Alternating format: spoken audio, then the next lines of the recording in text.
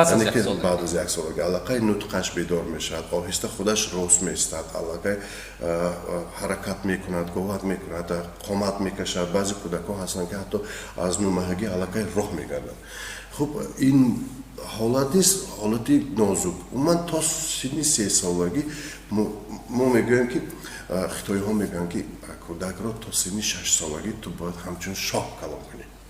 یعنی بی سبب نیستی؟ بی سبب نیست. بعد سن 6 سالگی تا سن 18 سالگی بگذار کودکت غلامت باشد، کنیزت باشد.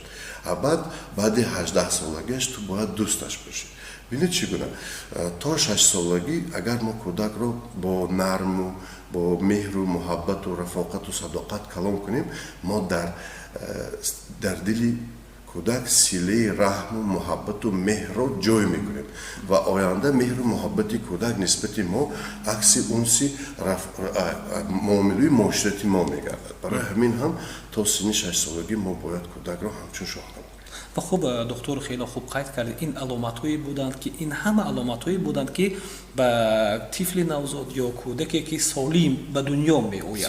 بله. اکنون من اینجا از اندیشه شما یا نظری شما رو دانستن می‌خواهیم که چون وقتی گفتیم که طفل تولید می شود، 5 روزه می شود، 10 روزه می شود، چون از گوییم تشخیص طبیبان می‌گذرند، پس طبیبان علاقه گوییم به همون طفل این یا اون نمودی بیماری رو گوییم پیدا میکنند.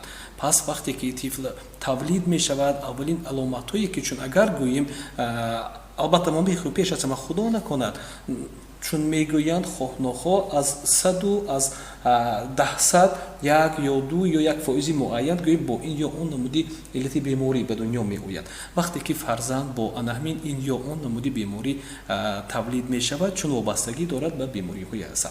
اولین نشانه اون کدام است؟ اونی که چون مادری جوان هستند، پدری جوان هستند یا مادر کلام بابا هستند، دانند علاقه دارند و به طور زودی و تیزی نزد طبیبانی که وابستگی دارند نزدشان ببرند تا که دیر نکنند. اگر از این رو بهاگذاری کنیم، البته نمی شود که کودک بیمار نشود. تنی گرم به درد نیست.